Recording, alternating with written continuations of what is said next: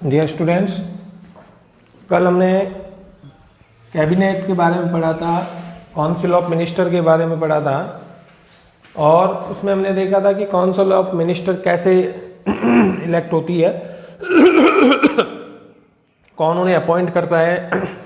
तो हमने बात की थी कि पीएम अपॉइंट करता है और प्रेसिडेंट जो है वो पीएम जो है वो लिस्ट सौंपता है प्रेसिडेंट को और प्रेसिडेंट जो है उन्हें ऑथ दिलाता है, शपथ दिलाता है। ठीक है, तो हमने बात की थी कि there are 3 types of the council of ministers member. ठीक है, तो सबसे जो बड़े मेंबर होते हैं वो कहलाते हैं कैबिनेट मेंबर। ठीक है, सेकंड जो होते हैं वो कहलाते हैं state minister, minister of state या स्टेट मिनिस्टर। और थर्ड जो होते हैं वो आपके जो केवल मिनिस्टर कहलाते हैं या डेप्यूटी मिनिस्टर कहलाते हैं। ठीक है, तो 3 टाइप के मिनिस्टर जो है होते हैं और उसके बाद जो है वो हमने बात की थी कि सबसे ऊपर के जो मंत्री होते हैं, जो सुप्रीम मिनिस्टर होते हैं, वो कहलाते हैं कैबिनेट मिनिस्टर। अब कैबिनेट मिनिस्टर के क्या काम है उसके बारे में हम चर्चा करेंगे।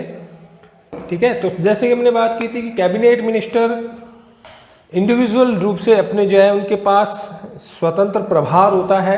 इसका मतलब हर विभाग उनके हाथ में होता है और वो किसी के अधीन कार्य नहीं करते। जबकि जो बाकी जो सेकंड और थर्ड टाइप के जो मिनिस्टर हैं, यानी स्टेट मिनिस्टर जो हैं वो कैबिनेट मिनिस्टर के कंट्रोल में काम करते हैं, उनके कार्यों में हेल्प करते हैं। जबकि थर्ड टाइप के जो हैं वो जो डेप्यूटी मिनिस्टर होते हैं वो इन दोनों की हेल्प करते हैं। ठीक है, तो पीएम अपने सभी कार्यों में एडवाइस लेने के लिए या सभी कार्यों में जो है हेल्प लेने के लिए केवल कैबिनेट मिनिस्टर को ही मीटिंग बुलाता है और उन्हीं की सहायता से वो जो है काउंसिल ऑफ मिनिस्टर की जो है हम कह सकते हैं डिसीजन तय करते हैं। तो अगला हमारा जो टॉपिक हुआ है वो है पावर्स ऑफ द कैबिनेट। ठीक है, पावर्स ऑफ द कैबिनेट।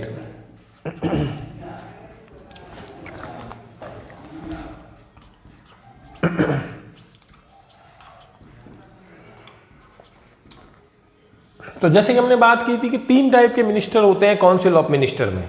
ठीक है, सबसे ऊपर जो होते हैं वो कहलाते हैं कैबिनेट मिनिस्टर। ठीक है, इन्हें मंत्रिमंडल भी कह सकते हैं। मंत्री परिषद के अंदर मंत्रिमंडल होता है जो मुख्य मंत्री होते हैं। ठीक है, सेकंड टाइप के जो स्टेट मिनिस्टर होते हैं वो सेकंड मीडियम स्तर के होते हैं, सेकंड टाइप के होते हैं, तो इनके कंट्रोल में ये कार्य करते हैं।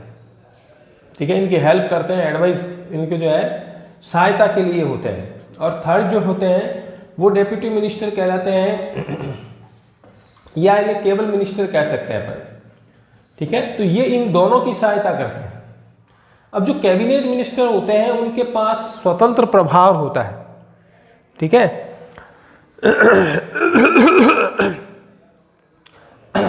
स्टेट मिनिस्टर जो होते हैं वो डेप्यूटी मिनिस्टर और कैबिनेट मिनिस्टर के जो बीच में होते हैं, ये अपने विभाग के हेड होते हैं। कैबिनेट मिनिस्टर जो है वो अपने विभाग के हेड होते हैं। उनको जो भी पोर्टफोलियो मिलता है, जैसे हेल्थ मिनिस्टर, तो हेल्थ मिनिस्टर कैबिनेट मिनिस्टर होगा। अब कैबिनेट मिनिस्टर स्वतंत्र रूप से निर्णय ले सकता है, वो किसी के कंट्रोल में कार्य नहीं करता।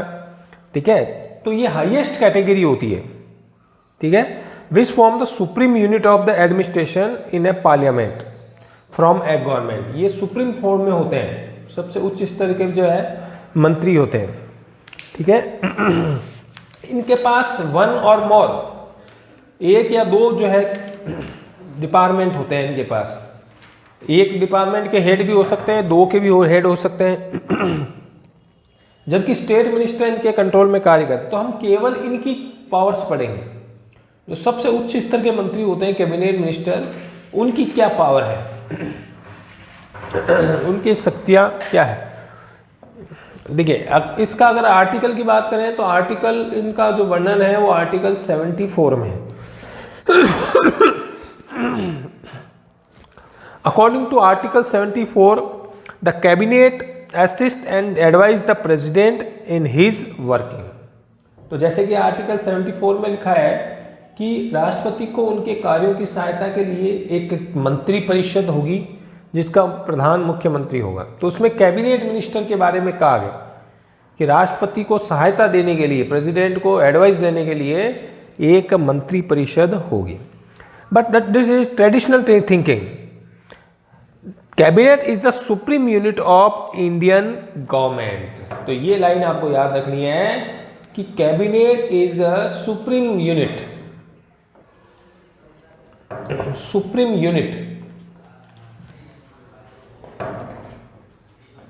Of Indian government,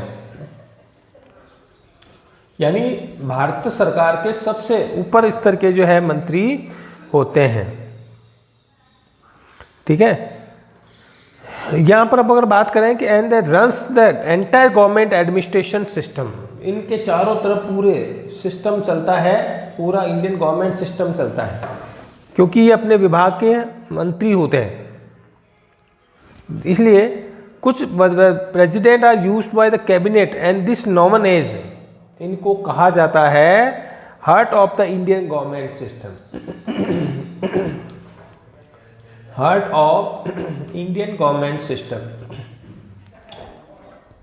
heart of Indian government system. अगर आपसे पूछा जाए एक नंबर का कि who is known as the heart of Indian government system, Bharat सरकार का हृदय किसको कहते हैं, तो हृदय का काम करता है कैबिनेट मिनिस्टर। ठीक है, तो सबसे ज़्यादा पावर्स इन्हीं के हाथ में होता है। The entire government is system is working according to cabinet. ठीक है, तो in fact of the all the powers of the president are used by the cabinet. President अपनी सारी शक्तियों का प्रयोग कैबिनेट जो है, प्रेसिडेंट अपनी सारी शक्तियों का प्रयोग कैबिनेट की हेल्प से, एडवाइस से करता है, इसलिए उसको heart of the Indian government कहते हैं। भारत के जो सरकार है उसका हृदय कहलाता है कैबिनेट। ठीक है, अब कैबिनेट का वर्किंग क्या है, कैबिनेट के कार्य क्या है, फंक्शंस क्या हैं, तो उनके बारे में हम चर्चा करें तो पहला हम कह सकते हैं, पहला जो वर्क है इसका फॉर्मेशन ऑफ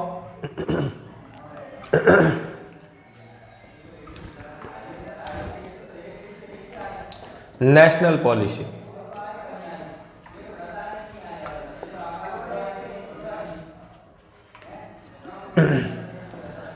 कैबिनेट का पहला कार्य है देश के लिए राष्ट्रीय नीतियां बनाना, देश के लिए प्लानिंग करना, देश के लिए योजनाएं बनाना, देश के लिए नए नए कार्य या जो भी है करना। जैसे देखिए हर मिनिस्टर, जैसे हेल्थ मिनिस्टर है तो हेल्थ मिनिस्टर अपने विभाग का सबसे बड़ा होता है, तो पूरे भारत की स्वास्थ्य संबंधी जो है कार्य देखना उसका कार्य है। एजुकेशन मिनिस्टर है तो पूरे भारत की एजुकेशन सिस्टम को देखना उसका कार्य है।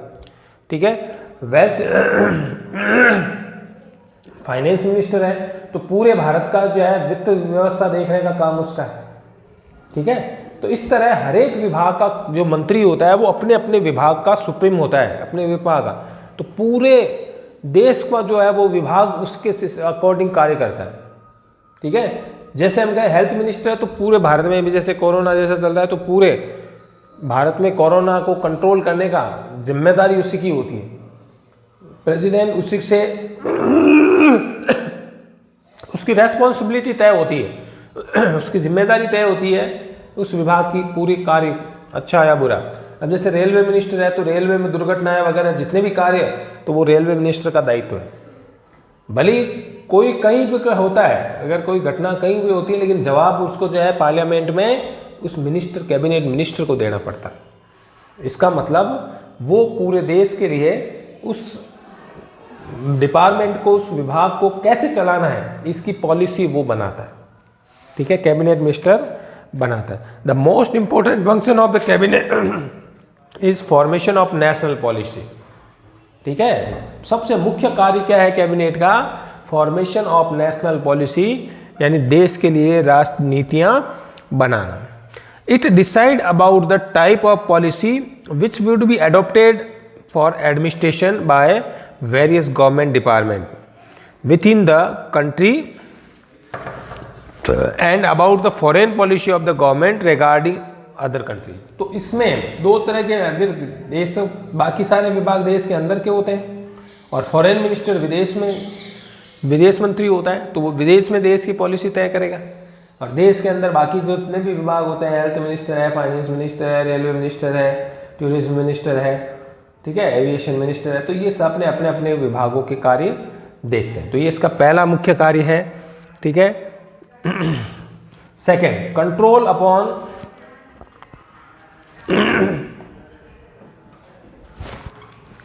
Formation of law.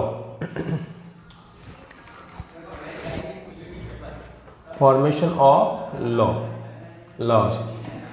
देखिए, हम कहते हैं लॉ बनाने का काम तो भारत में लॉ बनाने का काम तो पार्लियामेंट करती है, लेकिन एक्चुअल में ये मिनिस्टर का भी बहुत बड़ा रोल होता है कि जिस मिनिस्टर को जिस विभाग के लिए पॉलिसी लॉ की जरूरत होती है, जैसे अगर हेल्थ मिनिस्टर है या एग्रीकल्चर मिनिस्टर है, अब कोई एग्रीकल्चर से संबंधित नया कानून की जरूरत है, तो एग्रीकल्चर मिनिस्टर क्या करेगा, ये बिल पेश करेगा कहाँ पर, पार्लियामेंट में, कि साहब इस नए कानून की जरूरत है, ये कानून बनना चाहिए। अभी जैसे एग्रीकल्चर से संबंधित 2 रिलेटेड कानून बने थे, तो एग्रीकल्चर मिनिस्टर क्या करेगा, पार्लियामेंट में वो कानून बनाए। तो हमने बात की थी कि बिल जो है एक गवर्नमेंट बिल होता है और नॉन गवर्नमेंट बिल होता है, प्राइवेट बिल होता है। तो नॉन गवर्नमेंट बिल तो कोई भी एमपी पेश कर सकता है पार्लियामेंट में, लेकिन जो गवर्नमेंट बिल है, सरकारी बिल है, सरकारी विधेयक है, वो उस विभाग का मिनिस्टर पेश करेगा। तो वो पूरा परफॉर्मा बनाएगा लॉ का कि भाई लॉ इस प्रकार का होना चाहिए, बिल इस प्रकार का होना चाहिए, ठीक है। तो जिस कानून की उन्हें जरूरत है अपने अपने विभाग में कार्य करने के लिए, उस कानून का परफॉर्मा वो जो है पार्लियामेंट के सामने रखते हैं, ठीक है। कानून पास करने का काम तो पार्लियामेंट करती है, लेकिन कानून को जो है मुख्य रूप से उसकी धाराएं, उसके जो नियम बनाने का काम जो है वो उस कैबिनेट मिनिस्टर करते हैं, ठीक है। तो किस कानून की जरूरत है, कौन सा कानून पुराना हो गया है, ये सब उस विभाग के मंत्री देखते हैं और वही संसद में उस बिल को पास करवा के और उसे कानून का रूप देते हैं। तो due to present of parliament form of the government, the work area of the cabinet is not just limited to policy. तो कैबिनेट का काम केवल पॉलिसी बनाना नहीं है, केवल कानून बनाने का तक ही जिम्मेदार नहीं है, ठीक है, देश के लिए नीतियां बनाने तक ही नहीं है, बल्कि देश के लिए नए कानूनों की जो जरूरत होती है, उन कानूनों को भी बनाना कैबिनेट की मुख्य जिम्मेदारी होती है।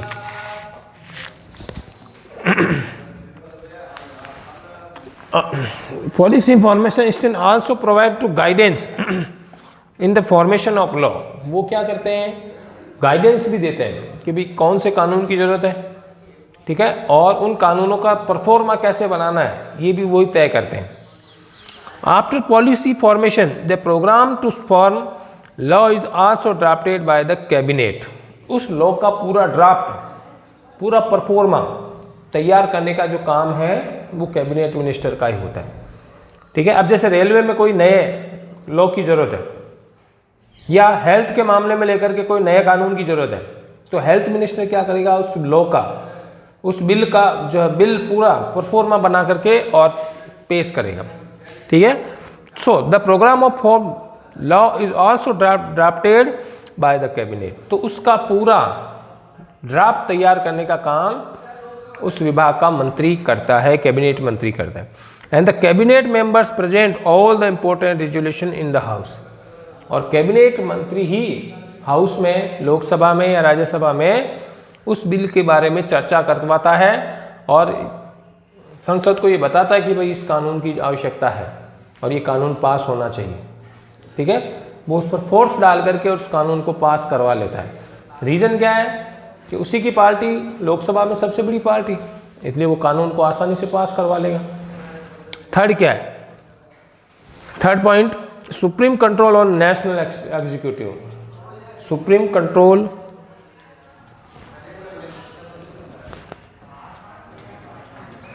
On national executive.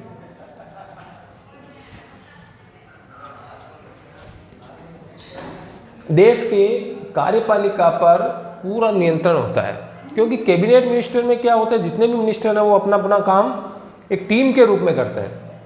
ये पीएम है और ये सारे कैबिनेट मिनिस्टर है, अपने अपने विभाग के मंत्री। ठीक है, तो ये सब टीम के रूप में करेंगे तभी टीम जीतेगी, मतलब देश के कानून तभी सही ढंग से लागू हो पाएंगे। इसलिए कैबिनेट मिनिस्टर का मुख्य कार्य क्या है, वो पूरे देश के, यानी इन सब से मिलकर के देश की एग्जीक्यूटिव बन गई, कार्यपालिका है जिसके हेड पीएम है। तो पीएम और उसकी पूरी टीम मिलकर के और देश की कार्यपालिका का संचालन करती है, देश की कार्यपालिकाओं को नियंत्रित करती है। ठीक है, तो हम कह सकते हैं कि पीएम और उसकी जो कैबिनेट मिनिस्ट्री है वो एक टीम के रूप में काम करती है। ठीक है, अब अगर हम चौथे पॉइंट के रूप में देखें तो in the principle form entire executive power is the union government vest with the president. सामान्य रूप में तो ये सारी शक्तियां किसकी है, प्रेसिडेंट की, लेकिन रियल में इसका प्रयोग कौन करता है, कैबिनेट मिनिस्टर करता है।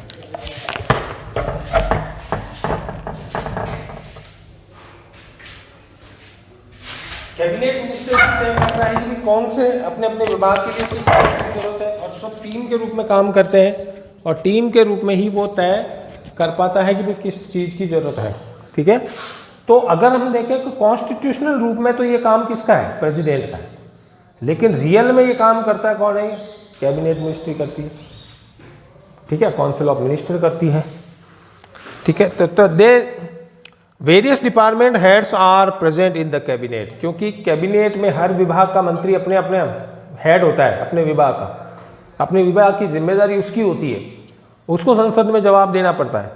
ठीक है, तो अपने हेड होता है, अपने डिपार्टमेंटली हेड होने के नाते वही अपने डिपार्टमेंट की पॉलिसी बनाएगा और उसी पॉलिसी के अकॉर्डिंग देश में एग्जीक्यूटिव जो है या एडमिनिस्ट्रेशन चलेगा।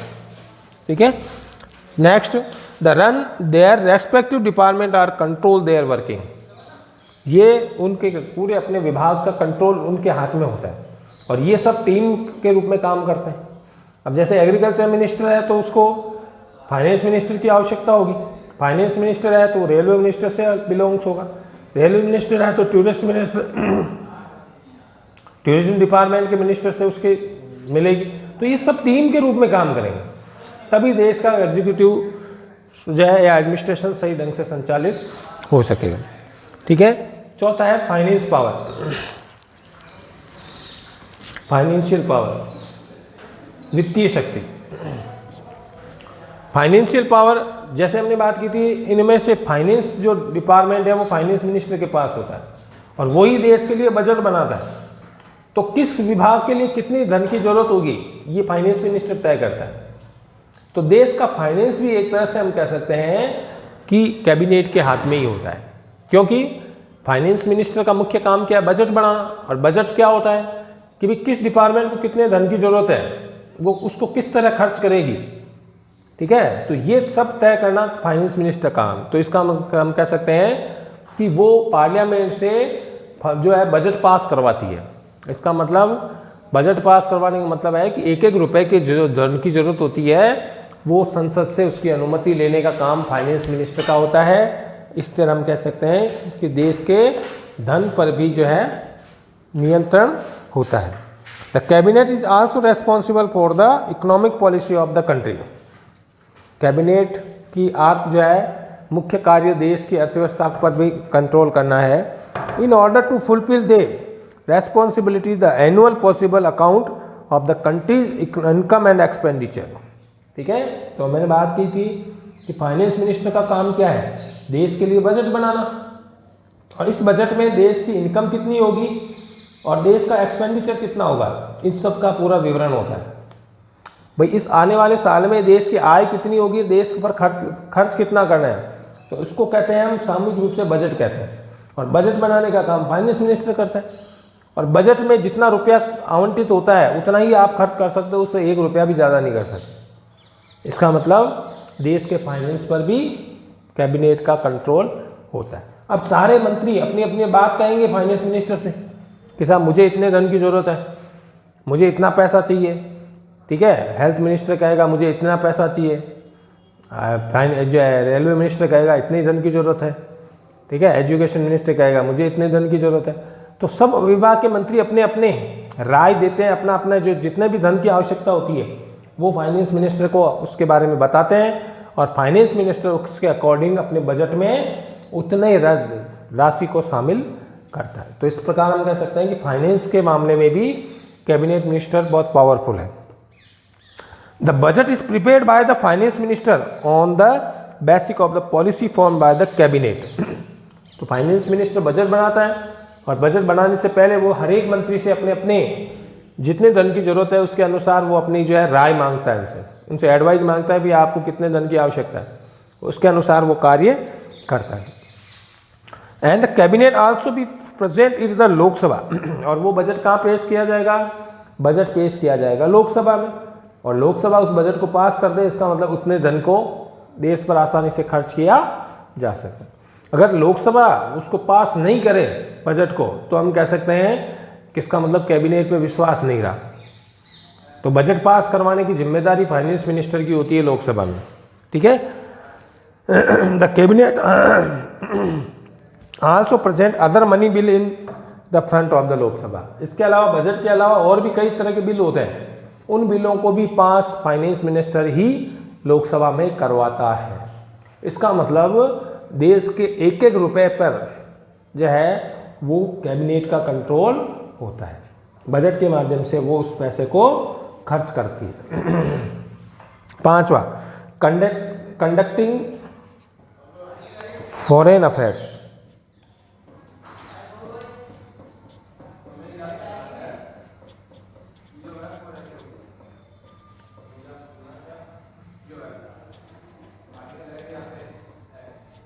देखिए, कैबिनेट न केवल देश के अंदर नीतियां बनाती है, बल्कि एक मंत्री होता है जिसे हम कहते हैं फॉरेन मिनिस्टर।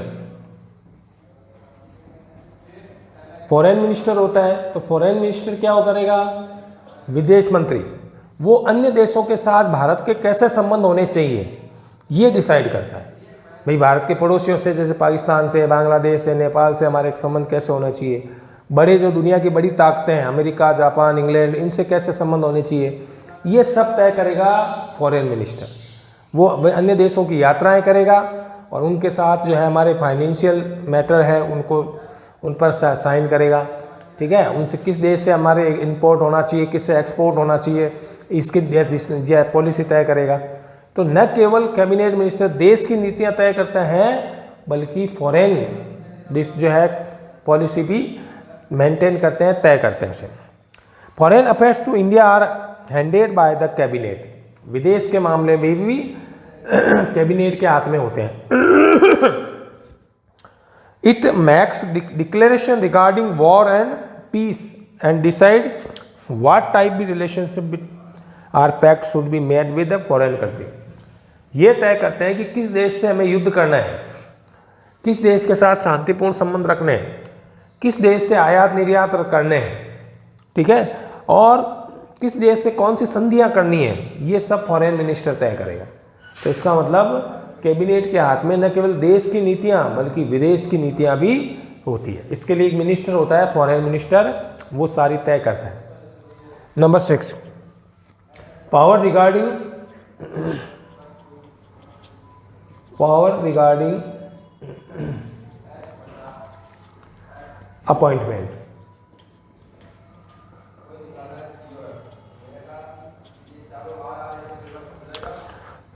इसके अलावा कैबिनेट के हाथ में कई प्रकार की नियुक्तियां करने की शक्ति भी होती है। Powers regarding appointment of important officers which have been provide to the president by the constitution are in fact exercise by the cabinet, ठीक है। अपने अपने विभागों के मंत्री के नीचे एक एक सेक्रेटरी होता है, एक सचिव होता है।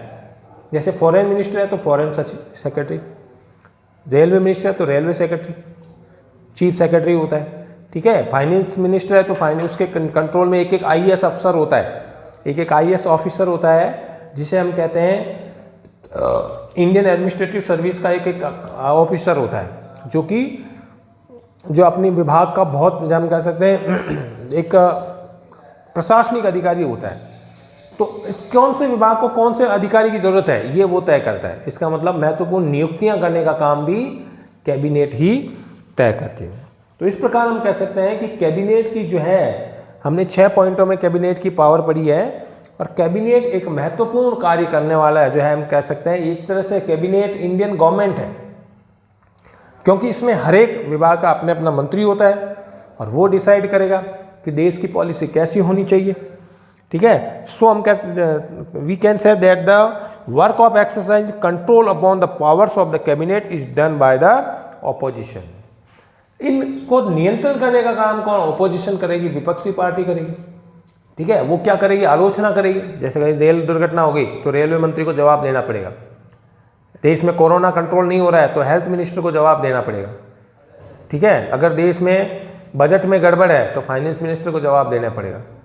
ठीक है, अगर फॉरेन अफेयर्स हमारे बिगड़ रहे हैं, पड़ोसी देश ने आक्रमण कर दिया तो फॉरेन मिनिस्टर को जवाब देना पड़ेगा। देश में लड़ाई झगड़े हो रहे हैं तो होम मिनिस्टर को जवाब देना पड़ेगा। तो इस तरह हर एक कार्य में अपने अपने मंत्री होते हैं, तो उन पर कंट्रोल करने का काम ऑपोजिशन करती है। ऑपोजिशन किसी भी मंत्री से उसके विभाग के बारे में कोई भी क्वेश्चन पूछ सकती है, लोकसभा में या राज्यसभा में, और उनको हर विभाग के मंत्री को अपने उस बारे में जवाब देना पड़ता है। तो ऑपोजिशन कह सकते हैं इनको कंट्रोल करती है, उन पर क्वेश्चन पूछ सकती है।